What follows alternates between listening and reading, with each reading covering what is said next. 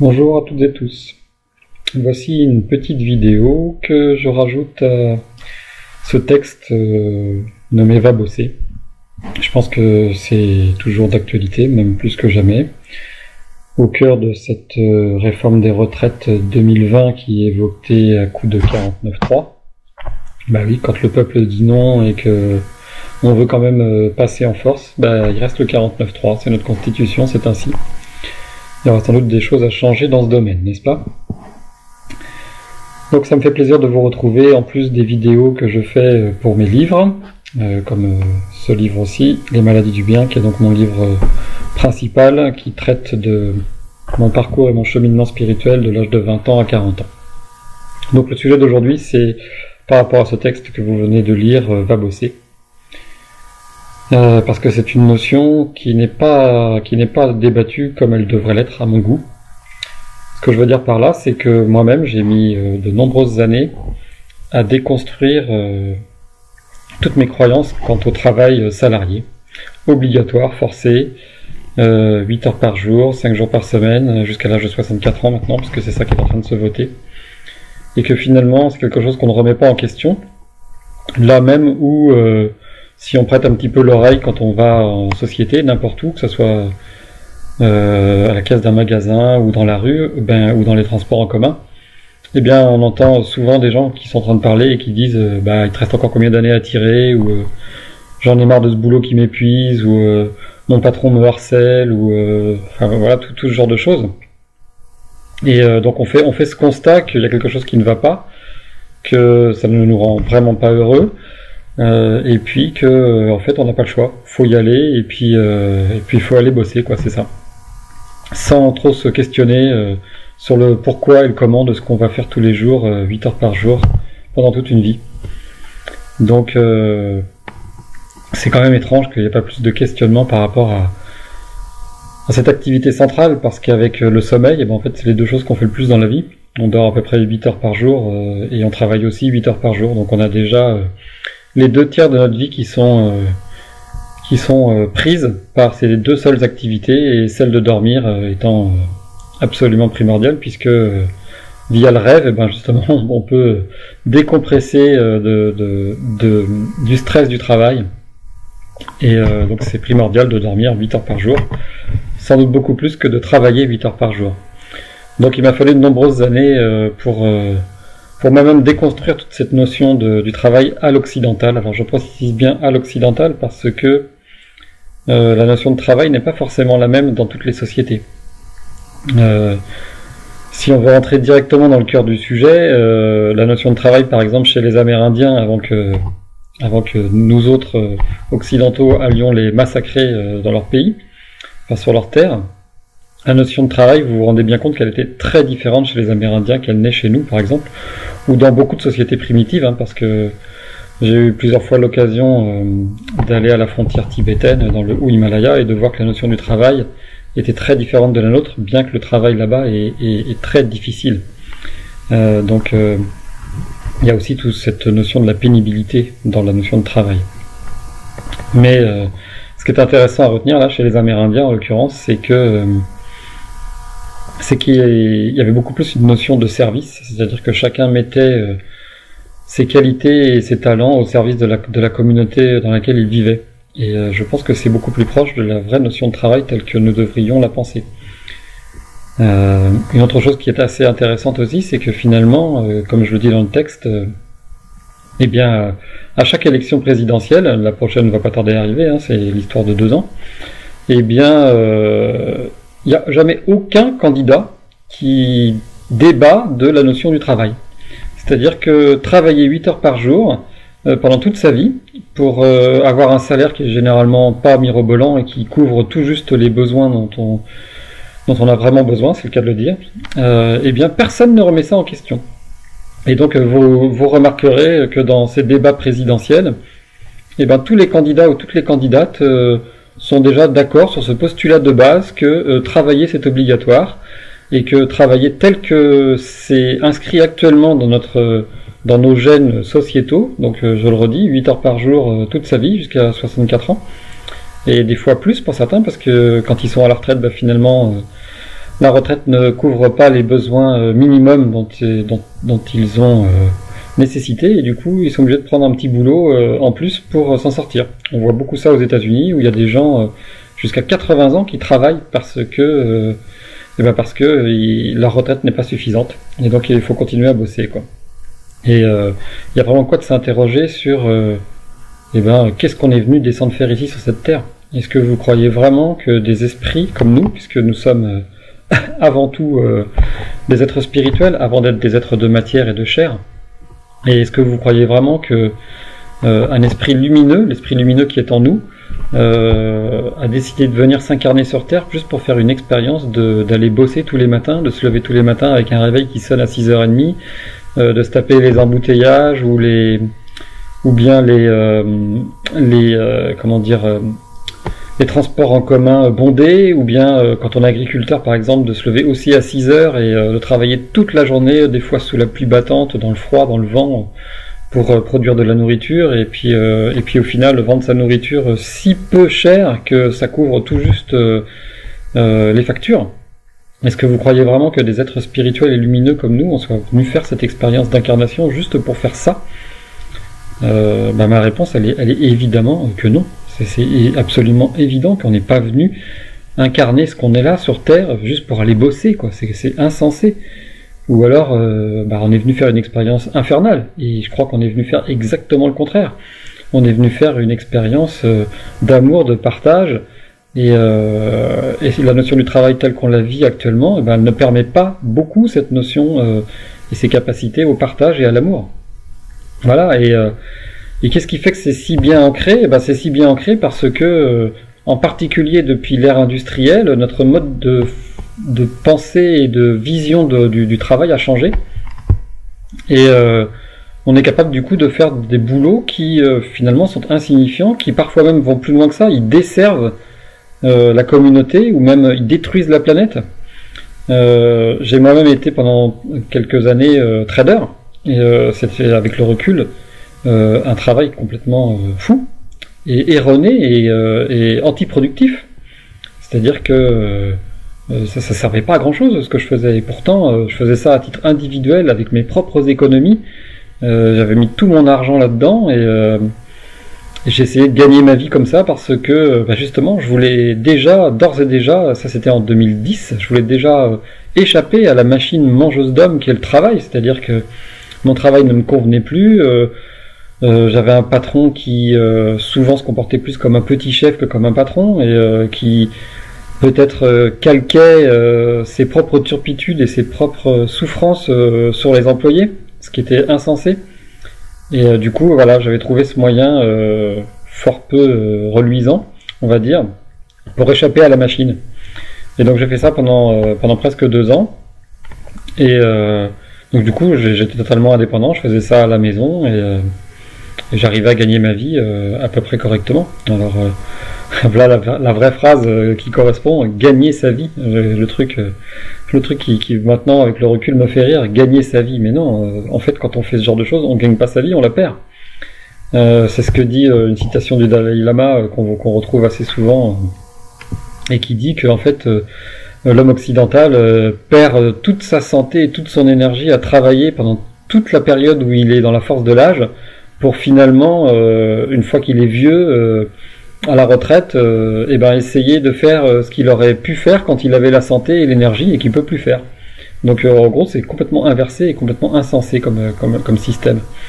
Et ce système-là, on le perdure depuis essentiellement l'ère industrielle, donc comme on l'a dit tout à l'heure, avec des boulots parfois donc complètement insensés et antiproductifs, qui bousillent la planète même, parce qu'on en est là, on a copieusement bousillé la planète à faire des boulots insensés pour essayer de gagner notre vie, sauver notre vie. Je sais pas ce qu'il faut dire. C'est assez particulier. Et donc ce qui est intéressant, c'est intéressant entre guillemets, c'est de voir qu'on transmute ça de génération en génération, et puis même on y ajoute des turpitudes de génération en génération, parce que vous voyez bien actuellement qu'on est en train de dilapider tous les biens sociaux qui restaient. On a essayé d'attaquer les congés payés, on attaque l'assurance maladie, on attaque donc la retraite par répartition, on attaque et on essaie de démolir les congés maladie, enfin bon, voilà, tout ce qui peut rapporter un peu d'argent, grappiller quelques centimes, les ramener encore avec cette espèce de machine insensée, et ben on le fait, et il n'y a pas de limite, ça a l'air sans limite, et on continue.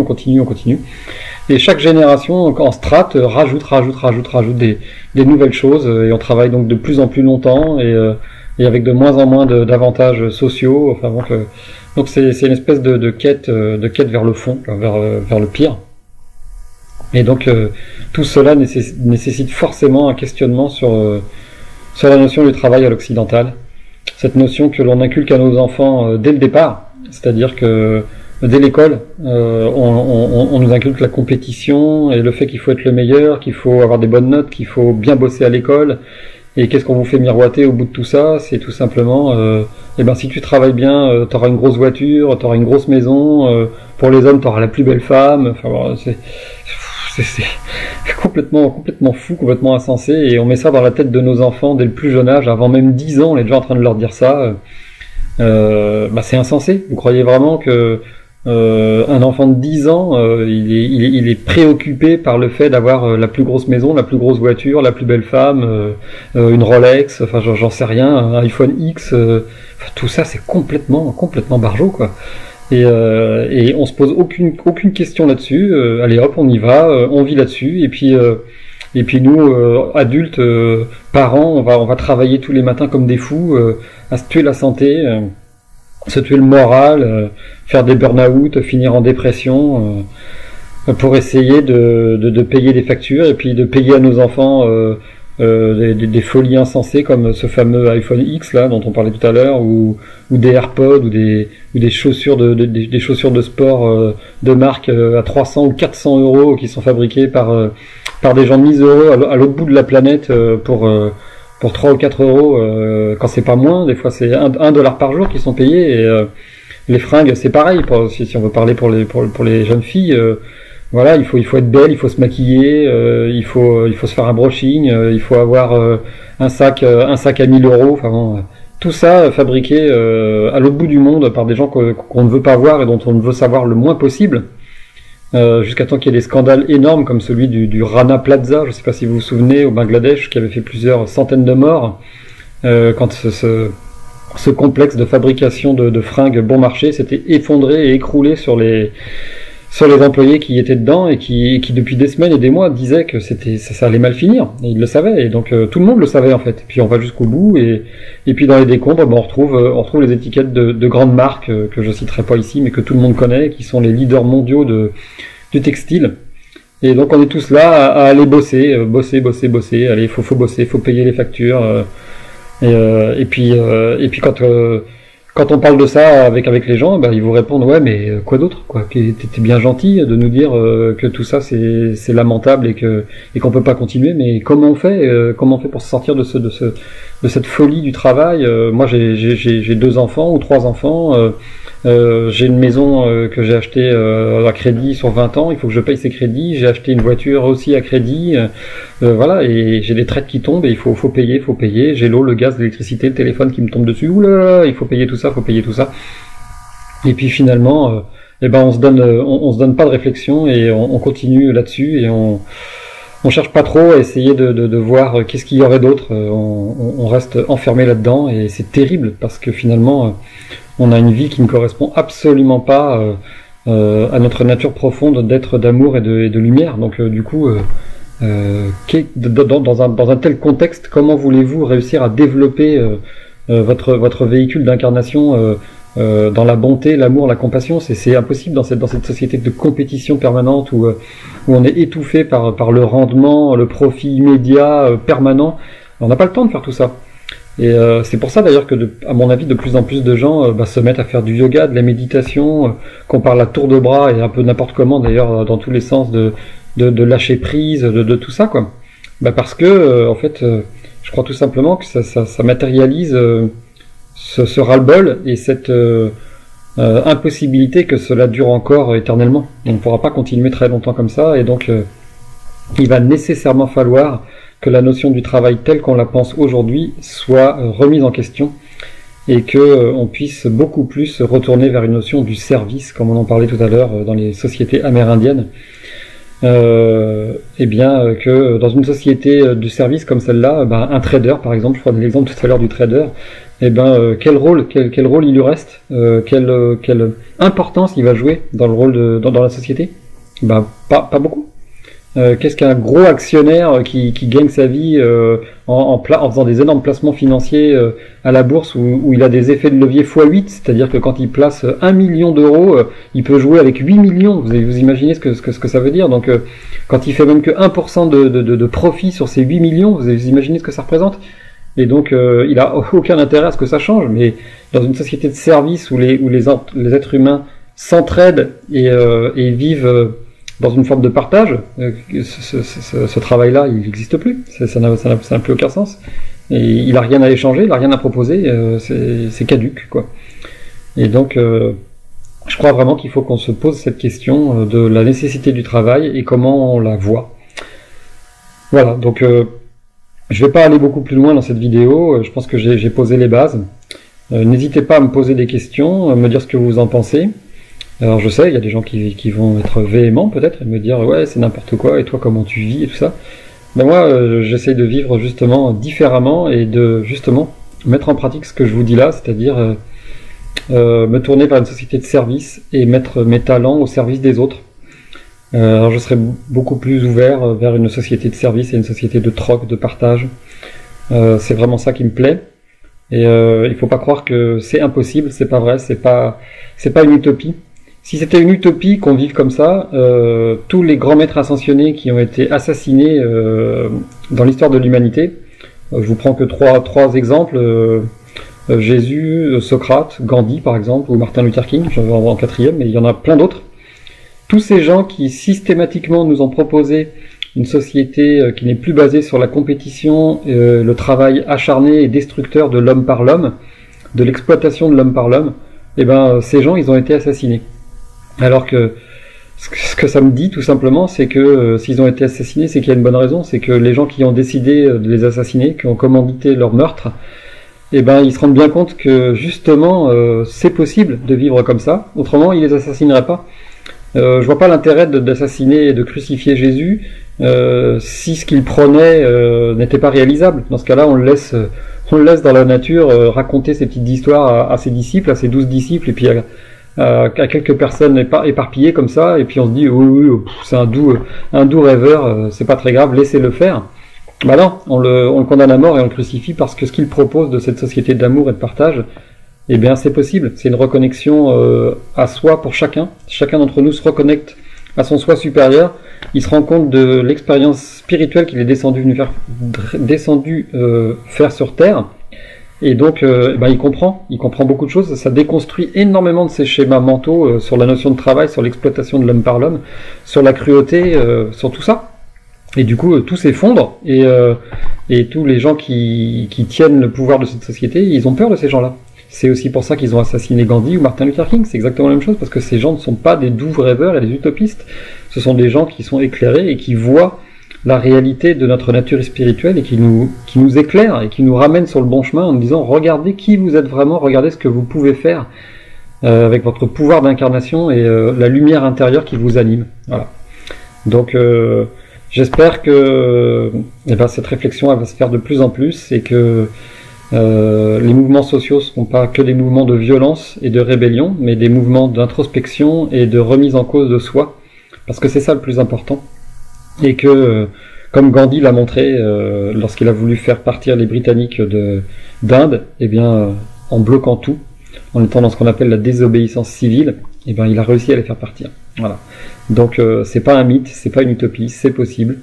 Ce qu'il faut, c'est déjà se recentrer et faire le point sur ce qu'on est venu incarner ici sur Terre, ici-bas. Ce qu'on a envie de faire ici-bas, c'est ça le plus important. On a tous des rêves, on a tous des envies, on a tous aussi des talents particuliers. Et tous ces rêves, toutes ces envies et tous ces talents particuliers, eh ben on peut les regrouper et vivre dans une société qui est beaucoup plus saine et beaucoup plus dans le partage. Voilà.